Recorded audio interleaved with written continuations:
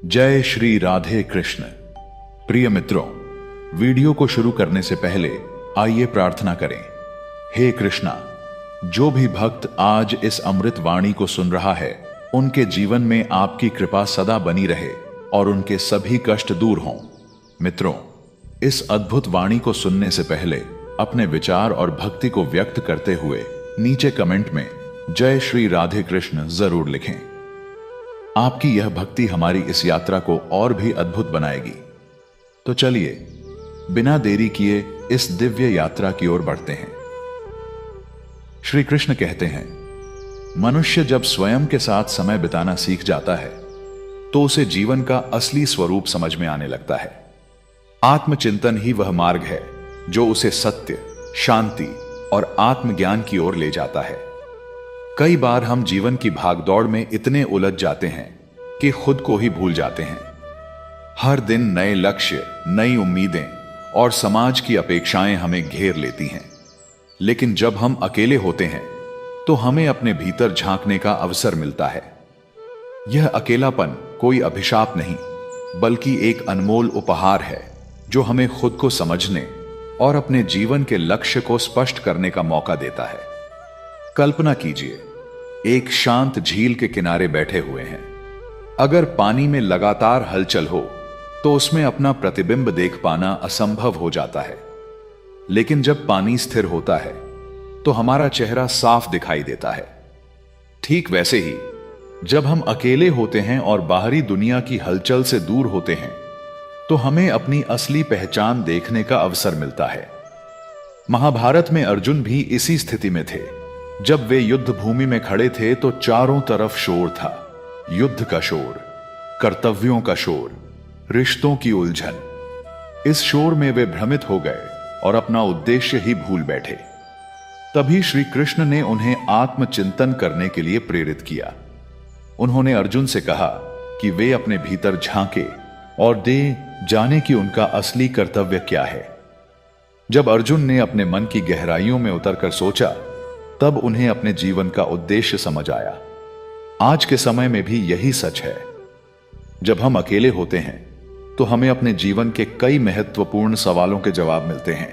क्या हम सही दिशा में जा रहे हैं? क्या जो हम कर रहे हैं वह वास्तव में हमारे मन की खुशी का कारण है? क्या हम अपनी इच्छाओं के अनुसार जी रहे हैं या सिर्फ समाज की उम्मीदों को पूरा कर रहे हैं? अकेलापन हमें इस बात पर भी विचार करने का समय देता है कि हमने अब तक जो निर्णय लिए वे सही थे या नहीं। कई बार हम भीड़ में बहकर ऐसे फैसले कर लेते हैं जो हमारी आत्मा के अनुरूप नहीं होते। लेकिन जब हम खुद के साथ बैठते हैं तब हमें यह एहसास होता है कि हमें किस दिशा में आगे बढ़ना चाहिए। एक छोटा सा उदाहरण लीजिए। एक व्यक्ति जो हमेशा दोस्तों के साथ घूमता रहता है, अपनी नौकरी और जिम्मेदारियों में इतना व्यस्त रहता है कि कभी अपने मन की गहराइयों को सुन ही नहीं पाता। लेकिन जब वह कुछ समय अकेले बिताने लगता है तो उसे यह एहसास होता है कि उसका असली सपना तो कुछ और ही था। यह आत्मचिंतन उसे अपने वास्तविक लक्ष्य की ओर लौटने में मदद करता है। आज के दौर में हम हर समय किसी न किसी से जुड़े रहते हैं। मोबाइल, सोशल मीडिया, टीवी और अन्य कई चीजें हमारे मन को शांत होने का अवसर ही नहीं देती। लेकिन अगर हम सच में खुद को समझना चाहते हैं तो हमें कुछ समय अकेले रहकर आत्मचिंतन करना ही होगा। श्री कृष्ण कहते हैं कि जब मनुष्य अपनी आत्मा की आवाज सुनना सीख जाता है तो उसे बाहरी दुनिया के शोर से प्रभावित होने की जरूरत नहीं होती। आत्मचिंतन ही वह साधन है जो हमें सच्चे आनंद और आत्मसंतोष की ओर ले जाता है। इसलिए अकेले रहना कोई कमजोरी नहीं, बल्कि यह हमें जीवन को सही दृष्टिकोण से देखने की ताकत देता है। श्री कृष्ण कहते हैं, जो व्यक्ति अपने कर्मों के प्रति स्वयं उत्तरदायी बनता है वही सच्चे अर्थों में स्वतंत्र और आत्मनिर्भर होता है। जब मनुष्य दूसरों पर निर्भर रहना छोड़ देता है और अपने निर्णय स्वयं लेने लगता है, तब उसका आत्मविश्वास बढ़ता है और वह अपने जीवन का स्वामी बन जाता है। मनुष्य का स्वभाव है कि वह हमेशा किसी न किसी सहारे की तलाश करता है, कभी परिवार, कभी दोस्त, कभी समाज। हम अक्सर दूसरों पर निर्भर होकर अपने जीवन के फैसले लेते हैं, लेकिन जब जीवन हमें अकेला कर देता है तब हमें एहसास होता है कि असली ताकत हमारे भीतर ही है।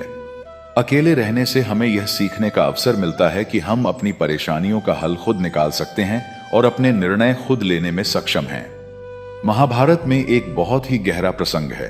जब पांडवों को वनवास हुआ तब उन्होंने एक कठिन दौर का सामना किया। राजमहल में पले बढ़े पांचों भाई, जिन्हें हर सुविधा प्राप्त थी, अचानक जंगल में भटकने लगे। कोई सैनिक नहीं, कोई सेवक नहीं, अब उनके पास कोई सहारा नहीं था। लेकिन इस अकेलेपन ने उन्हें आत्मनिर्भर बना दिया। युधिष्ठिर ने धैर्य सीखा, भीम ने अपने बल को सही दिशा में प्रयोग करना सीखा, अर्जुन ने तपस्या करके दिव्यास्त्र प्राप्त किए, नकुल और सहदेव ने औषधियों और पशुपालन का ज्ञान प्राप्त किया। यही आत्मनिर्भरता थी जिसने उन्हें महान योद्धा बनाया। अगर वे राजमहल में ही रहते और सुविधाओं पर निर्भर रहते तो शायद कभी जीवन के संघर्षों से जूझने की शक्ति नहीं आ पाती। अकेलापन उन्हें तोड़ने के लिए नहीं आया था, बल्कि उन्हें आत्मनिर्भर बनाने के लिए आया था। आज के समय में भी यही सत्य है। जब हम हर छोटी बड़ी समस्या के लिए दूसरों पर निर्भर रहते हैं तो हम अपने भीतर की शक्ति को पहचान ही नहीं पाते। लेकिन जब हमें अकेले अपने फैसले लेने पड़ते हैं तो हम समझते हैं कि हमारी सोच, हमारी समझदारी और हमारे अनुभव ही हमारी असली ताकत है। एक युवा को देखिए जो हमेशा अपने माता पिता पर निर्भर रहता है। जब तक वे उसके लिए फैसले लेते हैं तब तक वह सुरक्षित महसूस करता है। लेकिन जैसे ही उसे अकेले अपने निर्णय लेने पड़ते हैं वह घबरा जाता है। लेकिन धीरे धीरे जब वह अपनी गलतियों से सीखता है, अपने पैरों पर खड़ा होता है, तो वही आत्मनिर्भरता उसका सबसे बड़ा बल बन जाती है। श्री कृष्ण अर्जुन को भी यही सिखाते हैं। जब अर्जुन मोह में फंसकर युद्ध से भागना चाहते थे तब कृष्ण ने उन्हें आत्मनिर्भर बनने की सीख दी। उन्होंने कहा कि तू अपने कर्मों के लिए स्वयं जिम्मेदार है और अपने फैसले खुद लेना सीख। यही शिक्षा अर्जुन को महान योद्धा बना गई। जब हम अकेले होते हैं तब हमारे पास कोई सहारा नहीं होता। यह अकेलापन हमें यह सिखाता है कि अगर हम गिरे तो खुद को संभालना होगा। अगर कोई समस्या आए तो हमें खुद ही हल निकालना होगा। धीरे धीरे यह अभ्यास हमें इतना आत्मनिर्भर बना देता है कि हम किसी भी परिस्थिति में घबराते नहीं, बल्कि डटकर सामना करते हैं। अकेलापन हमें मजबूत बनाता है, आत्मनिर्भर बनाता है और अपने फैसले खुद लेने की क्षमता देता है। यही सच्चा आत्मविश्वास है और यही जीवन की असली शक्ति है। इसलिए श्री कृष्ण कहते हैं कि आत्मनिर्भर बनो, क्योंकि जब तुम खुद पर भरोसा करना सीख लोगे तभी जीवन का असली आनंद प्राप्त कर पाओगे। श्री कृष्ण कहते हैं, जो व्यक्ति स्वयं के भीतर शक्ति को खोज लेता है उसे बाहरी सहारे की आवश्यकता नहीं पड़ती। निर्भरता केवल भ्रम है जो मनुष्य को कमजोर बनाती है। जब तुम अपने पैरों पर खड़े होना सीखो तभी सच्चे आनंद और स्वतंत्रता का अनुभव कर पाओगे। जीवन की सबसे बड़ी विडंबना यह है कि हम अपने सुख दुख को दूसरों से जोड़कर देखते हैं। जब तक कोई हमारा साथ देता है हमें लगता है कि हम खुश हैं, लेकिन जैसे ही कोई हमें अकेला छोड़ देता है हम टूटने लगते हैं। यह इस बात का संकेत है कि हम दूसरों पर अत्यधिक निर्भर हो चुके हैं। लेकिन अगर हम अकेले रहने की कला सीख लें तो यह निर्भरता धीरे धीरे कम होने लगती है और हमें अपनी असली शक्ति का अनुभव होता है। कल्पना कीजिए कि आप एक सुंदर नाव में बैठे हैं, लेकिन आपकी नाव किसी और के सहारे बंधी हुई है। आप तभी तक आगे बढ़ सकते हैं जब तक दूसरा व्यक्ति चाहे, लेकिन एक दिन वह सहारा हट जाता है और आप देखते हैं कि आपकी नाव अब स्वतंत्र है, लेकिन आपको खुद ही उसे चलाना होगा। अगर आपको नाव चलानी नहीं आती तो आप घबरा जाएंगे, लेकिन अगर आपने पहले ही इसे चलाना सीख लिया हो तो आप खुशी से अपने सफर पर निकल पड़ेंगे। महाभारत में द्रौपदी का जीवन इस सत्य का सबसे बड़ा उदाहरण है। जब उसके साथ अन्याय हुआ तो उसने सबसे पहले अपने पतियों की ओर देखा, फिर गुरुजनों की ओर, लेकिन कोई आगे नहीं आया। अंत में उसे समझ आया कि कोई और उसे बचाने नहीं आएगा। उसने श्री कृष्ण को पुकारा और पूर्ण समर्पण के साथ केवल उन पर विश्वास किया। उस क्षण द्रौपदी को यह सीख मिली कि जब तक हम दूसरों पर निर्भर रहते हैं तब तक हम कमजोर महसूस करते हैं, लेकिन जब हम केवल अपने आत्मबल और ईश्वर पर भरोसा करते हैं तब हम सच्ची शक्ति को महसूस कर सकते हैं। आज के समय में भी यही सत्य है। कई लोग भावनात्मक रूप से दूसरों पर इतना निर्भर हो जाते हैं कि उनकी खुशी और दुख का कारण केवल बाहरी लोग बन जाते हैं। अगर कोई हमारी उम्मीदों पर खरा उतरता है तो हम खुश होते हैं, और अगर कोई हमें छोड़ देता है तो हम दुखी हो जाते हैं। लेकिन जैसे ही हम यह समझ जाते हैं कि हमारा जीवन हमारी अपनी जिम्मेदारी है, हमारी अपेक्षाएं कम होने लगती हैं।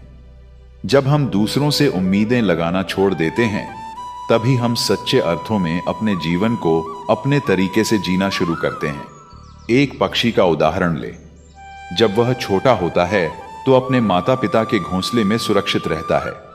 उसे भोजन मिलता है, सुरक्षा मिलती है और उड़ान भरने की कोई जरूरत महसूस नहीं होती।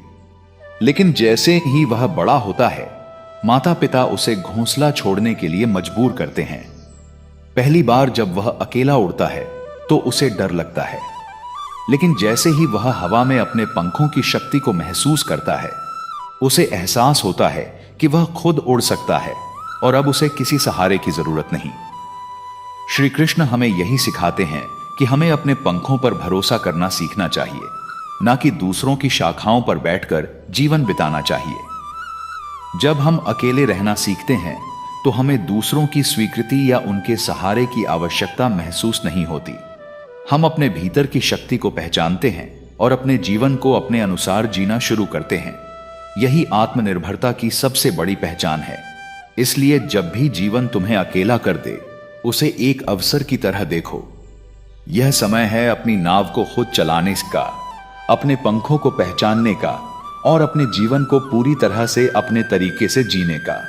यही सच्ची स्वतंत्रता है और यही आत्मशक्ति की सबसे बड़ी उपलब्धि। श्री कृष्ण कहते हैं, रिश्तों की पहचान सुख में नहीं बल्कि कठिनाई के समय होती है। जब संसार तुम्हें अकेला छोड़ दे, तब जो तुम्हारे साथ खड़ा रहे वही सच्चा अपना है। मतिभ्रम में मत पड़ो। जो जल के समान हर रूप में बहता है, वही प्रेम और सच्चे संबंधों का प्रतीक है। जीवन में जब तक हम लोगों से घिरे रहते हैं, तब तक हमें यह समझ नहीं आता कि कौन हमारे साथ वास्तव में है और कौन केवल परिस्थितियों के कारण हमारे करीब है। लेकिन जब हम अकेले होने लगते हैं, जब हमें किसी की जरूरत होती है और तब भी कोई हमारे साथ खड़ा रहता है, तो हमें समझ आता है कि वही रिश्ता सच्चा है। अकेले रहने से हमें यह अनुभव होता है कि कौन केवल सुविधा के लिए हमारे साथ था और कौन वास्तव में हमारे जीवन का एक महत्वपूर्ण हिस्सा है। तो दोस्तों, इस वीडियो में बस इतना ही। फिर मिलेंगे दोस्तों अगली वीडियो के साथ। तब तक के लिए अपना ख्याल रखना और हमेशा मुस्कुराते रहना।